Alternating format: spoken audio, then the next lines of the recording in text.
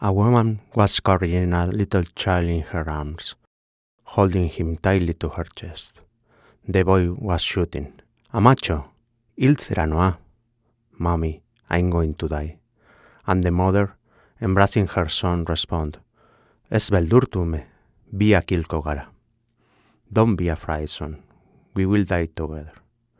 The mother had barely finished speaking when a plane, descending to 20 meters, machine gun and killed them both.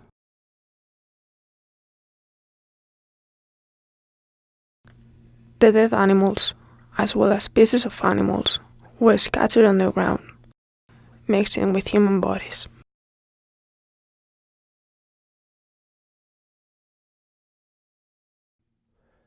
I joined those who were working, but it was useless.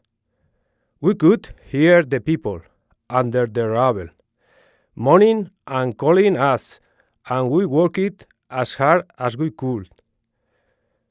But there was too much debris covering them, and the fires were increasing in size, and they kept coming closer. In the end, we had to abandon them. At that moment, I almost went crazy. I stumbled upon a good woman who could not say anything but, "My son, my son." She dragged me to a pile of rubble that had been her house. I started working like crazy to remove stones and heavy wooden beams. I scratched my nails until I broke them. When I touched the clothes of that child, who couldn't have been more than 3 years old, I stained my hands with his blood that was still warm.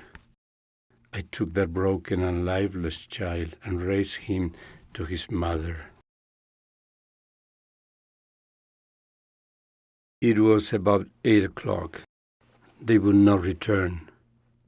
It was not necessary. Gernika no longer existed.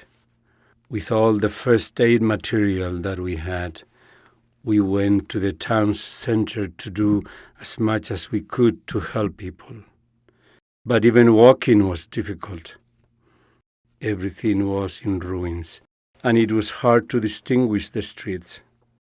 There were fires everywhere, and the walls were beginning to fall. Wherever you looked, you could see destruction. The worst part were the people's cries, people asking for help, help finding their relatives, help unearthing a relative or a friend buried under tons of rubble.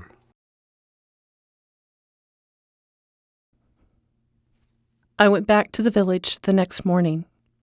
It was gray and under a haze of clouds.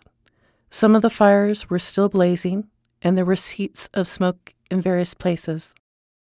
I went down San Juan Street and saw the body of Felipe under the Errenteria Bridge. He was lying on his back near a small boat. I crossed the bridge and continued along San Juan Street. When I got to the shelters, I could hear the people's cries. There were still some people alive under the rubble. There were mountains of debris on some of them. It would have been impossible to unearth them. I would rather die than see that horror again.